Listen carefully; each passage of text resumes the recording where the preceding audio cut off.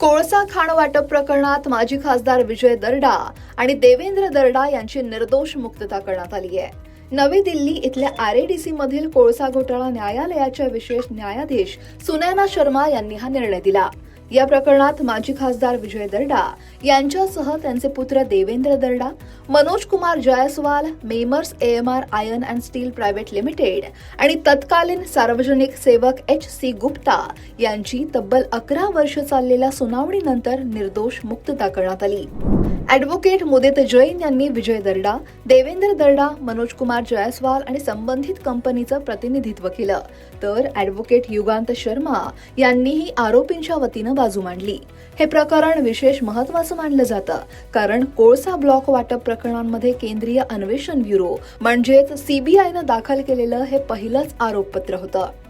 सीबीआयचा यात आरोप होता की messrs AMR iron and steel private लिमिटेडनं कोळसा मंत्रालयाकडे सादर केलेला अर्ज आणि अभिप्राय फॉर्ममध्ये खोटी माहिती देऊन सरकारची फसवणूक करण्याचा प्रयत्न केला आणि बंदर कोळसा ब्लॉक मिळवण्यासाठी तत्कालीन कोळसा सचिव एच.सी. गुप्ता यांच्यासोबत कट रचला.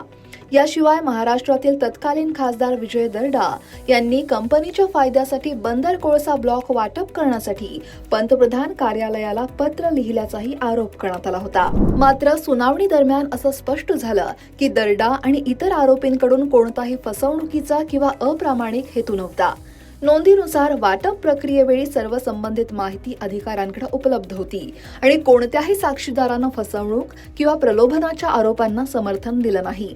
24.6 कोटी रुपयांच्या कथित भ्रष्टाचाराचा आरोप खोटा सिद्ध झाला. बंदर कोळसा खाण वाटप यासाठी विजय दर्डा यांनी पंतप्रधानांना लिहिलेल्या पत्रांमध्ये कोणताही उल्लेख आढळून आला नाही. न्यायालयानं म्हटलंय की सरकार पक्षाला फसवणूक, गुन्हेगारी कट किंवा गैरवर्तनाचे आरोप सिद्ध करण्यात पूर्ण अपयश आलंय आणि त्यामुळेच सर्व आरोपींची न्यायालयाकडून सन्मानपूर्वक निर्दोष मुक्तता करण्यात आली. Bureau report, लोकमत.com.